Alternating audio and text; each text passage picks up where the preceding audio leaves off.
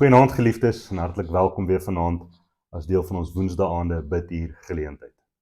Ons gaan vanaand saam lees uit 'n baie bekende gedeelte uit Nehemia. Die volk se verontmoedigingsoomblik daar voor die waterpoort in Jerusalem. Hulle het teruggekeer uit ballingskap uit en hier in die stad, nadat die mure nou mooi almal herbou is en die poorte van die stad hang weer, nadat die volk hulle self ook weer begin vestig het in die land, kom die volk bymekaar om 'n oomblik in die teenwoordigheid van die Here te spandeer. Hulle self weer te wy aan die Here.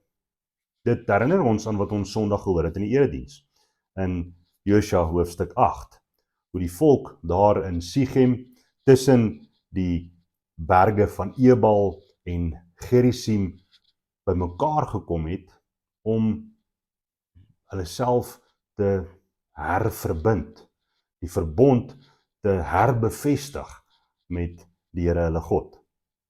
Wanneer ons vanaand na hierdie gedeelte luister, dan hoor ons en ons deel in hierdie gebed om die lewende woord van God se teenwoordigheid by ons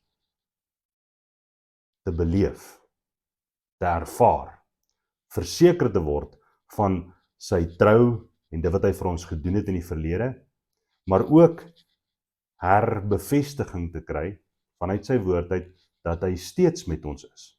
En dat dit vir ons beteken, ons moet op 'n spesifieke manier heilig voor hom lewe.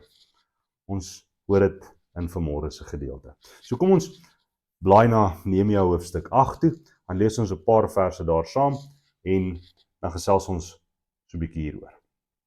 Ons lees daarvan af die eerste vers, dat met die aanbreek van die 7de maand was Israel, die Israeliete, alreeds in hulle dorpe. Die hele volk het toe soos een man bymekaar gekom op die plein voor die waterpoort en Esra, die skrifgeleerde, gevra om die boekrol te bring met die wet van Moses wat die Here die volk Israel beveel het.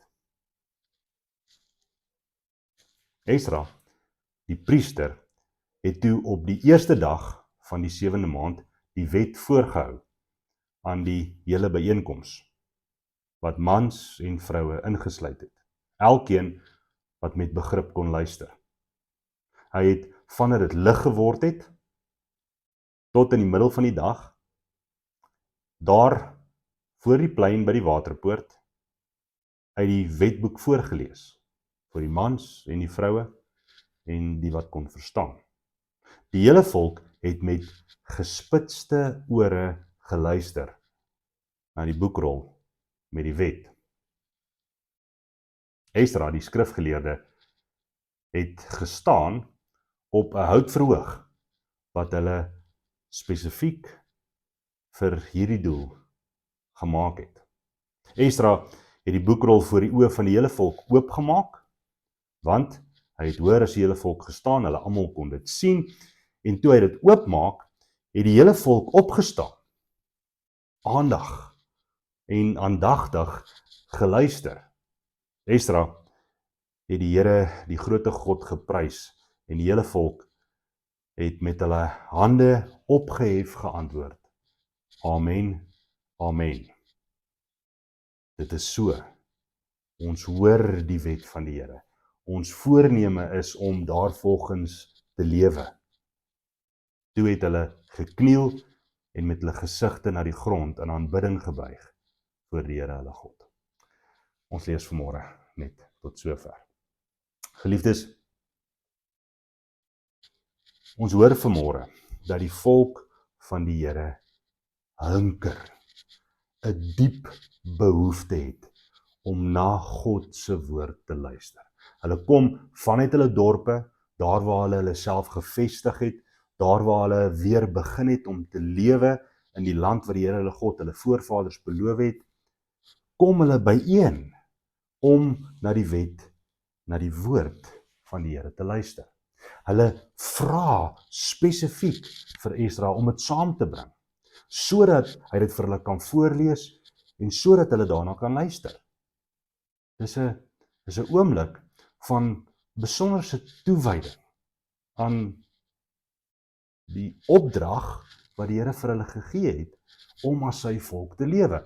Hulle wil kom hoor, herinner ons gou, herinner ons aan wat is dit wat die Here vir ons gesê het, hoe moet ons leef in hierdie beloofde land, wat die Here ons God nou vir ons 'n realiteit gemaak het. Hierdie hele ritueel is ook nie 'n geval van passiewe sit en aanhoor nie, maar ons hoor dat hulle opgestaan het, respekvol aangetree het, om die woord van die Here te hoor. Dat hulle met gespitste ore aandagtig geluister het na elke woord wat Esra voorgeles het. Ons hoor dat hulle ook nie gejaag was om klaar te kry met die voorlees van die wet nie. Dat dit ook nie 'n geval was dat hulle beter dinge gehad het om te doen en dat hierdie samekoms nou tot 'n einde moet kom.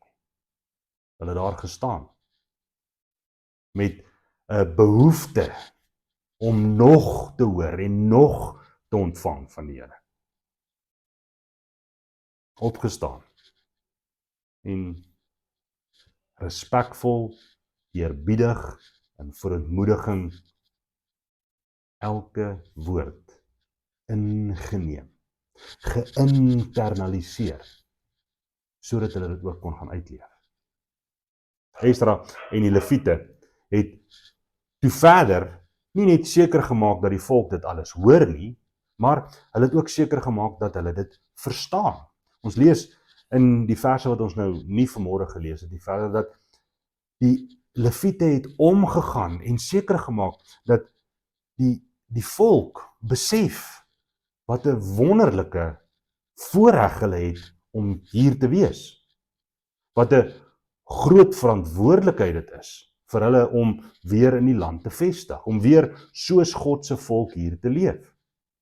En om ook 'n volgende generasie te leer, sodat hulle ook kan verstaan.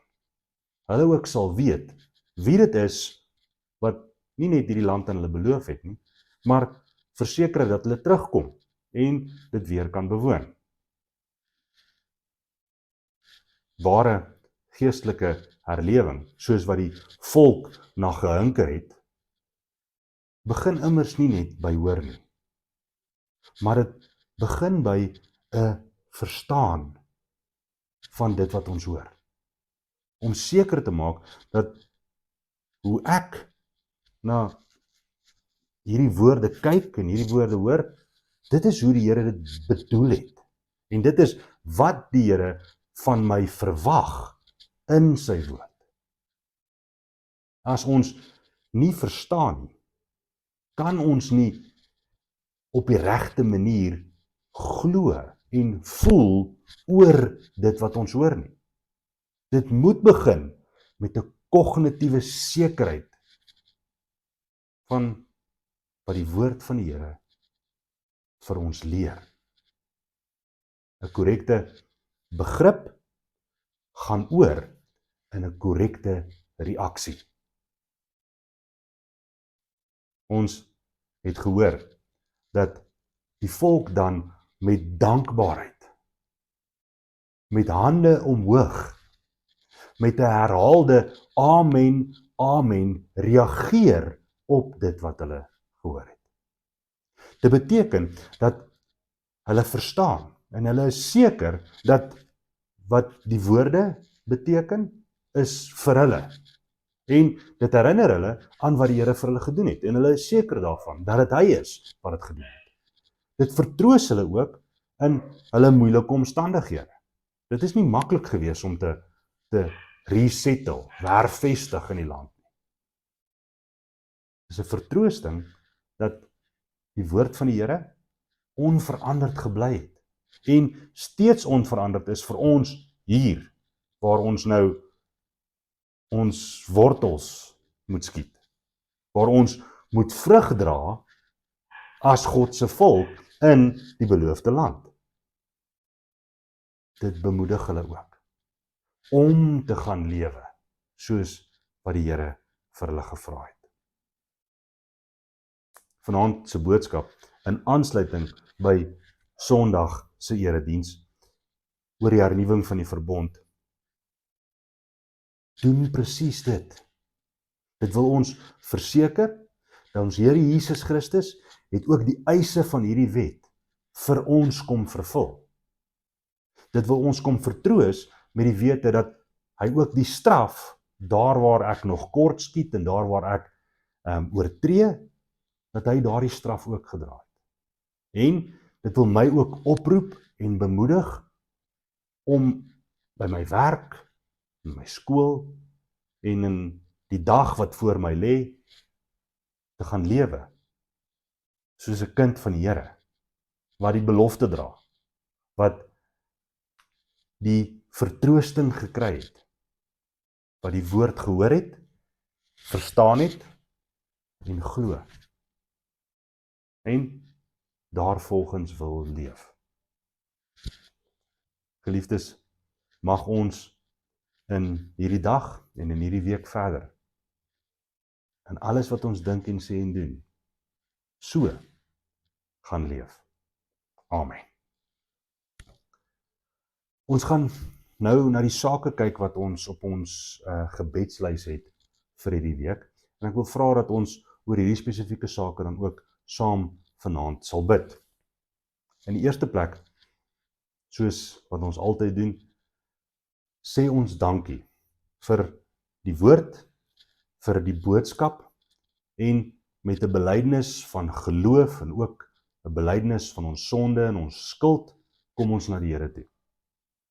Ons wil met 'n hernuide honger luister na die woord van die Here. En ons vra vir die Here dat hy dit ook in ons elkeen, maar ook in ons as 'n gemeenskap, as 'n gemeente, as huisgesinne, dat hy hierdie honger na sy woord ook sal wek. Dat ons ook met respek en eerbied en verontmoediging sal opstaan, aandag gee na wat sy woord van ons vra. Ons vra dat hy ons in wysheid en met duidelikheid sal lei deur sy gees, deur sy woord, sodat ons nie net sal voel ons het begrip nie, maar werklik sal weet en sal seker wees dat ons verstaan wat die eise van God se wet en God se woord aan ons stel en daarvolgens gaan leef. Ons vra dat die Here vir ons ontvanklike, sagte harte sal gee, waarin sy gees woon. Sagte harte waarop die wet van die Here geskrywe staan. Dat hierdie wet, wat ons ook vanaand saam met die volk weer voorgelees gehoor het, dat dit iets sal wees waarvolgens ons wil leef. Uit dankbaarheid vir wat hy vir ons gedoen het. Ons vra dat die Here sal kragtig deur sy woord en deur die wat hy gekies het om die woord te verkondig, sal werk. Veral in die prediking. Ons weet, Paulus skryf dat die prediking is die begin van waar ons pad met die Here, begin stap. Ons hoor die evangelie eers, en as ons dit gehoor het, dan saai die Heilige Gees die goeie saad. So ons vra, nie net vir ontvanklike harte, goeie grond waarin dit val nie, maar dat die woord kragtig oorgedra sal word en korrek oorgedra sal word, soos wat hy dit bedoel het. Ons vra dat die Here ons ook dan sal lei in 'n gehoorsame reaksie daarop. Dat ons sal wil reageer, sal opstaan en sal wil doen wat die Here van ons vra. Ons vra dat die Here vir ons sal wys hoe ons dit kan toepas in ons huise en dat ons dit wel sal gaan doen. Aan ons kinders sal leer, 'n volgende generasie sal oprig om te verstaan, om te leef soos God se volk. Ons bid steeds vir herstel en genesing. Daar waar siekte en ongesteldheid en gebrokenheid en die impak van die sonde, die Here se perfekte en volmaakte skepping omskend het. Ons weet dat die Here gebruik soms ook siekte en ongesteldhede om ons terug te bring na hom toe.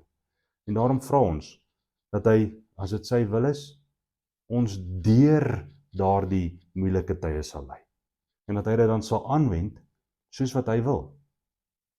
Ons vra dat as dit sy wil is, hy genesing sal bring waar ons talle siek mense in ons gemeente het aan wie ons dink. Ons bid steeds vir klein Amrin, ons bid steeds vir Herman. Ons vra dat die Here die goeie werk van genesing en herstel wat hy in hulle lewens begin het, ook eintyd sal voer. Ons vra dat die Here vir ons volharding sal gee, in geloof, maar ook in ons stryd, dat ons sal stry vir ware vrede. Terwyl ons praat oor vrede en stryd, bid ons vir gelowiges reg oor die wêreld wat in fisiese oorlog en stryd verwikkel is. Dat die Here hulle sal staande hou en dat die Here hulle sal verlos van hierdie vreeslike belewennisse wat hulle moet deurgaan. Dat hulle deur dit alles sal bly vertrou op hom wat hulle lewens in sy hand ewig vashou. En laastens bid ons dat die koninkryk sal kom. Maranatha, Here, kom tog gou. Kom en kom haal u volk. Kom red ons. Kom bevry ons van die laste van hierdie wêreld. En bring ons terug na u toe. Ons wil voor u troon in aanbidding kom buig. In Jesus se naam. Amen. Kom ons bid saam. Almagtige God en Hemelvader, Here, dankie dat ons vanaand oor hierdie sake kan bid. Dankie dat ons kan hoor dat u 'n God van orde, 'n God van heiligheid en 'n God van barmhartigheid en liefde ook is, wat ons wil lei in waarheid, sodat ons kan leef en sal leef tot u eer. Here, ons kom vra dat u woord kragtig sal werk in ons lewens. Dat ons dit met opgewondenheid en entoesiasme sal ontvang en dat ons sal werk om dit te verstaan. Dat ons sal onsself toewy in verdieping van ons kennis van u en in genade. Ons vra, Here, wees in die donker tye van oorlog en siekte en gevaar nie ver van ons af nie. Verseker ons en vertroos ons van u teenwoordigheid. Here, en bemoedig ons om aan te hou leef as u kinders. In Jesus naam bid ons. Amen.